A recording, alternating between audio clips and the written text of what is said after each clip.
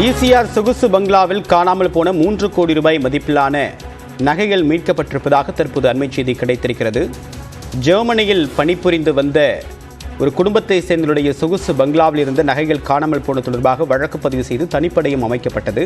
தொடர்பான விவரங்களை நம்முடைய செய்தியாளர் வினோத், இந்த சம்பவத்துடைய பின்னணி என்ன? தற்போது எவ்வளவு நகைகள் மீட்கப்பட்டிருக்கு? யாராவது கைது செய்யப்பட்டிருக்காங்களா?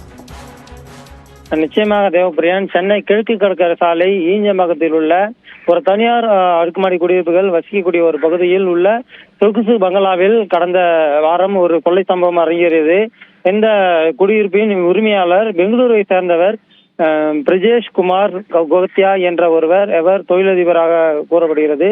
இந்த நிலையில் கடந்த வாரம் குடும்பத்தோடு ஜெர்மனி சென்றுள்ளதாக நிலையில் அவரது வீட்டில் ஓட்டுநராக பணிபுரிந்து வந்த பிரகாஷ் என்பவர் நேபாளத்தை சேர்ந்தவர். அவர் அந்த அதே பகுதியை சேர்ந்த சில நபர்களை வைத்து இந்த கொள்ளை சம்பவத்தில் ஈடுபட்டுள்ளார். அதாவது இந்த வீட்டின் உரிமையாளர் ஜெர்மனியில் குடும்பத்தோடு சென்றிருப்பதால் வீட்டில் யாரும் இல்லை, முன்பகுதியில் காவலாளி மட்டும் இருப்பார்கள். ஆனால் இந்த வீட்டில் ஏராளமான தங்க நகைகள், வெள்ளி பொருட்கள், வைர நகைகள், ரொக்க பணங்கள் இருப்பதாக தெரிய வந்த நிலையில் அதே நேபாளத்தை சேர்ந்த சிலர்களை வைத்து கூட்டு சேர்த்து திட்டமிட்டு இந்த வீட்டில் கொள்ளை சம்பவத்தை அரங்கேற்றியுள்ளனர்.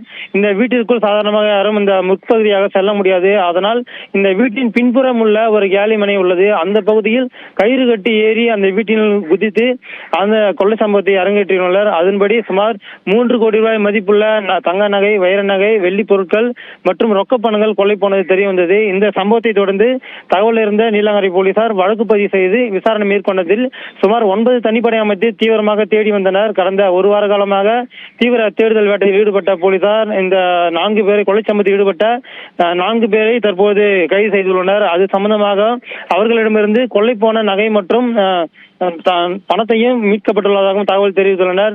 தொடர்ந்து இந்த 4 பேரை கைது செய்யப்பட்ட நிலையில் மேலும் தலைமறைவாக உள்ள 2 பேரை போலீசார் தேடி வருகின்றனர். தேவப்பிரியன், உங்கள் விரிவான தகவலுக்கு நன்றி வினோத்.